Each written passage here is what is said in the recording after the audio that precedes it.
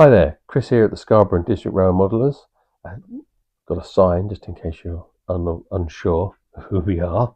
Right, so as promised, we're going to have a little look at how people are progressing with their layouts. We're going to look at 3 of the 6 that are currently on the go at the club at the moment. Namely, in O gauge we have Napier Road, we have in double O we have Upperby. It's based on Lowerby up in Carlisle. And then we've got my little offering in TT120, which is a little shunting yard called MARWAR Junction, which some of you might have heard of before. So without any further ado, we'll get into it. But what I want to show you is the informality of the club. So there's going to be some background noise because it's a busy social space, but also the fact that people aren't particularly, I don't know, it's not a clique where you're not allowed to touch someone's layout. So you'll find we've got Steve, who's being not shown, but actually sort of advised on how to do some foliage and stuff around the back of a buffer, and then we've got Jamie doing showing us how to clip all the little 3D printed stands off of a Napier engine, which we were kindly donated by West Hill Wagon Works. Yeah, we get on with it. I'll see you at the end. Now then, Ian, would you like to introduce yourself?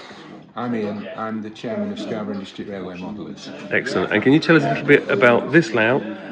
What's it called, first of all? It's called Napier Road. Yep. And it's an early 60s diesel depot. Brilliant. And it's an O gauge fine scale, is that correct? O gauge fine scale, yes. Excellent. Yeah.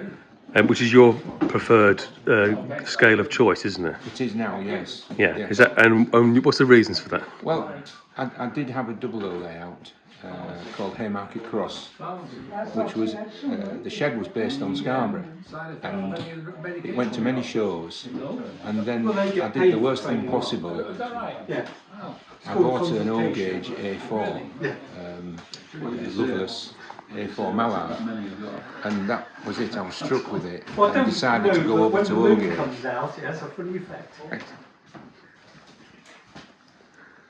So that prompted us to have a go at building our layout, Durham Street, which is a early 60s northeastern engine shed, and it has on it both steam and diesel, and that's been to quite a few shows now. Yeah. As well as that, I've got my own layout which I built called Falcon Road, and that is similar to the Durham Street layout in that it's early 60s steam and diesel. But as I've been going along, I've been buying the odd diesel here and there to add to the stock. Just the one? Just the one or two? Well, it's turned out, I worked out that I've got about a dozen diesels now. Yeah. And I thought, why not have a go at doing a diesel depot? Sure. And that's the core reason for actually producing this layout. It is. And how did you convince everyone else that's what we should do? Or did you use the weight of being the chairman? No. I have friends at the club that go with me with both Durham Street when we go out to shows, and with my own Falcon Road. We have a good team. I suggested that we have a go at doing something a bit smaller, in that this one's only 16 foot long, mine's 32 foot long, and Durham Street's about 25 foot long. Right. So it's a lot to move when you're going to shows. Sure. We're all getting a bit older. Well, yeah.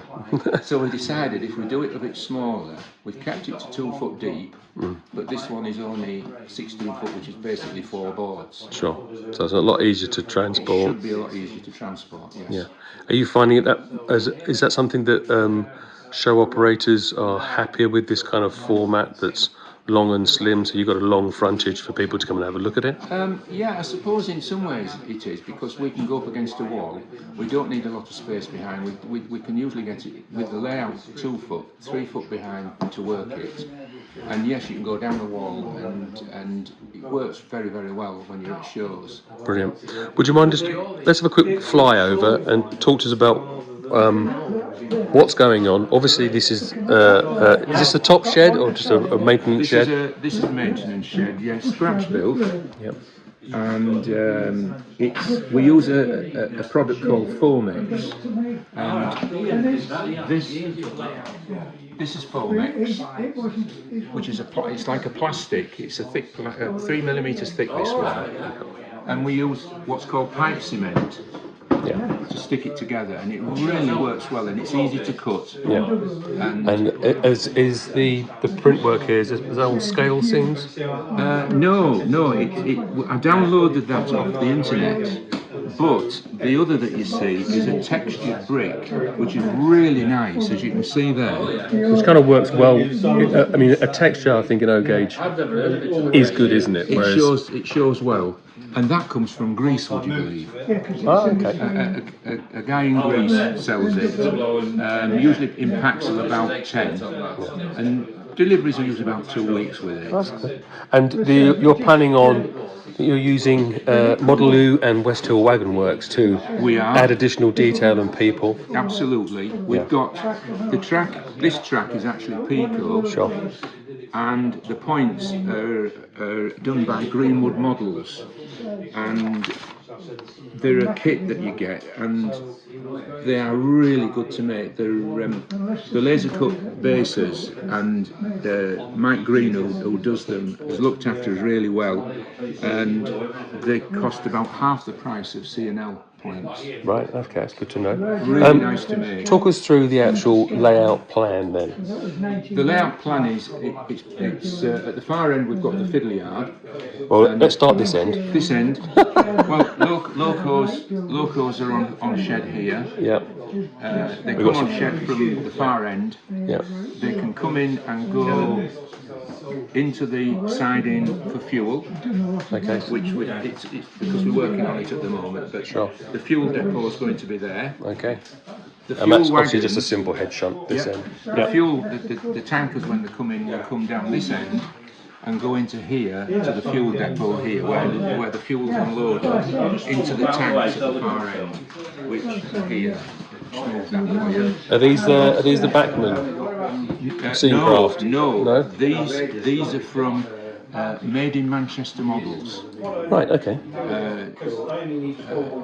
John at that company looked after us really, really well. He did them for a really good price for us, but his work is superb on what he's done, and the same with the fuel, the discharge unit at this side here that we've got. So this has all been made by him. Is a combination of brass etching and casting, 3D printing, or? Yes, it is. That one is. Yes, I mean this is all metal. And we've made the base for it. All the buildings are scratch built. Yeah. And talk us through your transition table or fiddle yard. The fiddle yard. This actually came off my layout. Give us some action. Come on. This slides both ways. It's very smooth. It's very smooth. So, do you have it going this way so that if you have an annoying visitor who's telling you you're running something incorrectly? Well, there's one way of looking at it, isn't it? Yes. Well, that's as far as it'll go that way. Sure. But the sliders are two-way sliders, so they go as much one way as the other. Unlike a normal draw slider that only goes so far one way. And then I found that you could buy them that go the same distance each way. Now, are you using these just as a connect? Those go into there. That goes into there. That's brass. You're not using that as a polarity connector. No, that goes into there. It should do. There we go. That goes into there, and that lines up your tracks. And then I presume this little control board is basically to kill each track. At the back, we use. We've got XLR plugs and sockets, which from the audio. Sorry, everyone. It's a very busy night tonight. Yeah. But it's good to have a busy club. Yes. The plugs and sockets we use are XLR, which are out of the music industry. Yeah. And they work really, really well. So we move current from one to the other via these push-in plugs. Because when we dismantle everything, we just pull the plugs out and put them in the box. Yeah. So there's nothing hanging around anywhere when we pack it away. Brilliant, excellent. Ian, thanks for your time. I look forward to doing some more updates. You're welcome. Thank Cheers. you.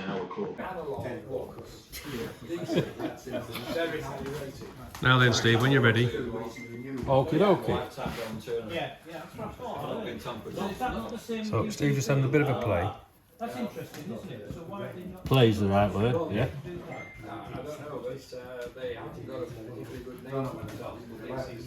That's what they call in the junior schools crunch and stick. So just a little bit at a time, Ian. No, just keep going. Just put plenty on. Get a load more on top of that. Door plenty on. You don't know within the company what experts have in the field, you know what I mean? Say what? If all their bread and butter's been analysed. Right. Just go into that corner, just in that bit there, look. Can you see? That's it. Yeah. Everybody else was DC, well, yeah, company's DCC, that can damage it. But if you put your DCC on when your DC wall. Covered? Yep. So look, we're going to take blobs of them. You can dab them into there or onto there. Kind of put it lower. Do a bit on there, look. That's it. And just push it down onto there. That's it.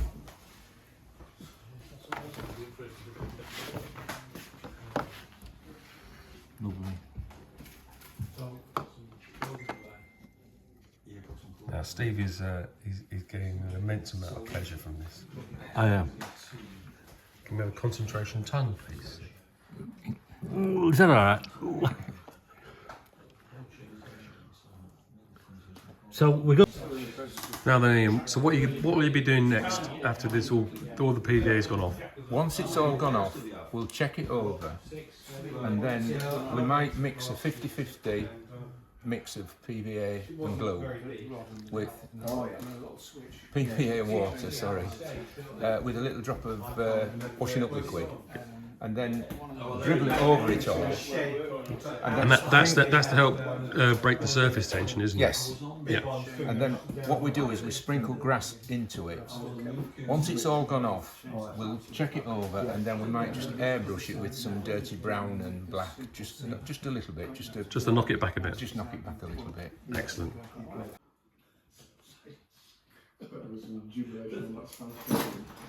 I like the side decking that's going on. Welcome to Scotland. Underneath it, twinned with Spain. I like it where the grass that they cut is like really long on the English side, and it's like pristine on Scottish side.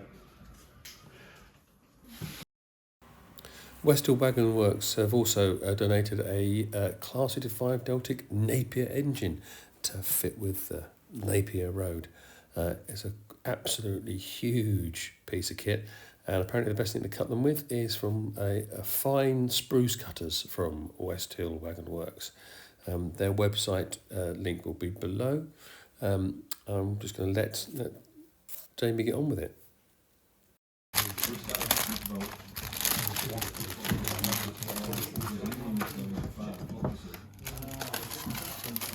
On that one.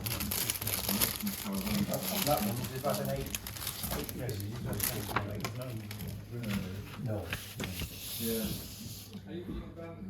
I haven't done anything with mine, so mine's done DCC. Start chopping.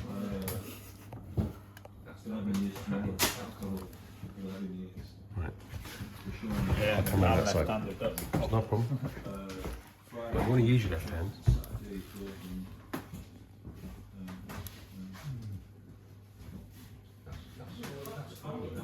I decided right at the beginning, in the old local, I'm not going to bother with DCC. That's why I don't mind. We've been to the conference now. That's the long outside, so coming back out and trying to avoid the traffic. That's really getting there, Jamie. Well done. Thank you. How are you finding those cutters? Really the good, job? actually. Yeah. It's just making sure I'm not chopping off the engine. Yeah. Spinny, spinny. This is something you've knocked up this afternoon. Yeah. Yeah, well, he's just made it. I've got one of those fancy 3D printing pens. What are you after then? Do you want to email? Is it?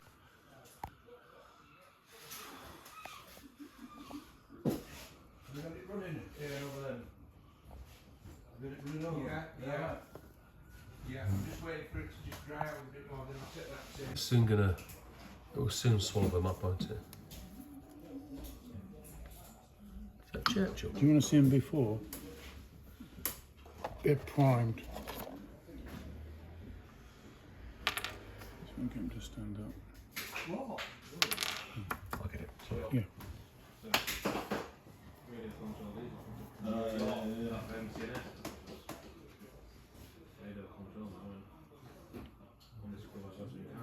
Excellent stuff. Yeah, that's the next stage there.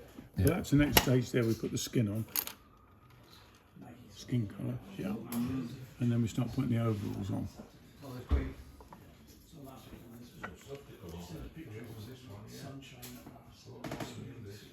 It's all getting that, and put narrow gauge MS32. Goodness, right.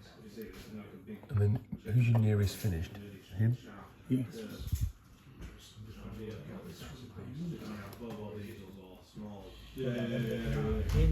Very good. That one's more or less finished. He's more or less finished, yeah. He is, he's all coloured. That's all finished. That one. It's black up already. I know in the smaller scales, people muck about a Oh, lot. gauge. Yeah, in the smaller stuff, people quite often do a lot more highlighting.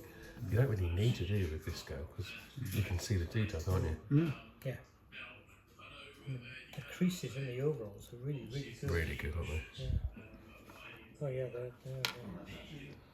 it's the guy sitting You down see- doing the shoveling that gets me. Don't ever, Yeah. ever believe when your side views. He's not actually That's an sitting down. interesting one, isn't it? Yeah. He should actually be. He stood up really, but He won't stand there. Excellent. So some of these guys are actually going to get mounted in the... Now then, Ryan, so let's have a quick chat, look at what your latest little layout. First of all, scale, 00. and you got a name for it? Yeah, it's going to be LOWERBY based off UPPERBY in Carlisle. Ah, clever, I see what you've done there. Or as Jamie calls it, not so workerby. Now, what are you going to be running on this predominantly? It'll be ex-LMS BR, the late crest, LMS stock. And a hint of L&ER will be coming in every now and then as well. Now, is that because your favourite loco is? The Stanley Princess Royal. Of course it It's is. my favourite. Yeah, and we've got the same similar shuffleboard that we've got downstairs on the O gauge, haven't we? Needs painting. Which needs painting, a little bit of work in progress still. And this is really a service yard, isn't it? Yeah, it's like a little MPD shed where like the odd train can come in if UPPERBY's busy. That's the imagination side to the artistic license, I guess. And what kind of play are you going to have on this? Is it predominantly servicing locos? I presume are you going to have something smaller stock, bringing in coal? Yeah, And... I've got a few. I've got 2 Ginties. I've got some standard 4-tank Stanley tanks as well, but mainly Pacifics will be popping in. I've got quite a few Royal Scots and Jubilees as well. Excellent. Where did you get some of these buildings and detailing from? Well, the lamps were handmade by Robert Denton. Because these are scratch build, aren't they? Which are beautiful and they do work and they flicker. Excellent.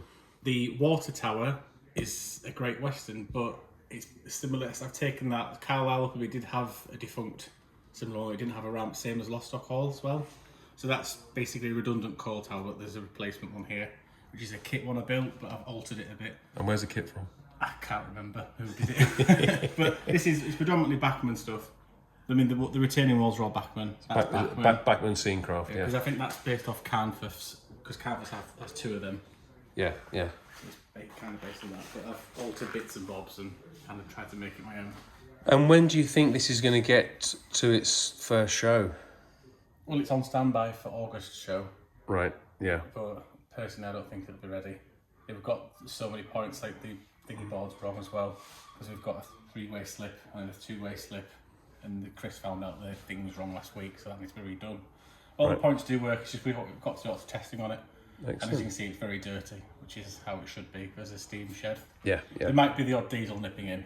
Might a class 40 might come in, so I do like class 40s. Yeah, yeah. But it's going to be 1959 to 62. Right, excellent. Well, we look forward to seeing the next update on this. It will hopefully be finished. Thank you. They need to know. That makes for quality video. The vaccine. Well, Hand of God. That's really good. These on Oh, the other way. because I haven't got. Now then, Chris, it's your turn. So if you'd like to explain to us what your layout is and what you intend to do with it. Right, okay, so I'm Chris, and this is MARWAR Junction. Some of you may have heard of that before. This is the second layout called MARWAR Junction, and the first one was a bit of a Hornby test layout. This one is more of a shunting puzzle. It's going to be based loosely on LNER circa era 4, era 5. Okay, well, probably leaning more towards era 4 to be honest with you. And the idea that there'll be all of the Hornby, this is all Hornby track, they'll have all the Hornby current buildings on here, and there's going to be an engine shed, there's going to be a farm drop off, there's going to be, over there there'll be coal staves, and there'll be a goods shed. And what will happen is another scratch loco, like probably a A5 from Lincoln Models, will be bringing a load of wagons in. It will then come off of that, go to the turntable, turn around, be serviced oil and coal. Whilst coming out of here, you'll have a choice between either this little Fowler shunter or maybe a J50 if they come out in time, or it'll be a little black 08. And they have to come out and grab hold of the wagons and take vent wagons to the goods shed, take some farm stuff to the farm. There'll be like a tractor on a flatbed. Maybe a cattle truck, and then they'll take some coal down to the stays. Then they've got to put it all back together again, bring the A5 out, and then off it goes. And the whole thing will be operated using Hornby's HM7000 app, so people can have a go with it, so the young people can come and have a little go with this technology, see how easy it actually is to operate. We have a little look at the Fowler here. Not prototypically, but we've put lighting on it so that people know which direction it's going to go in, and then they can have a little shunt about using the app.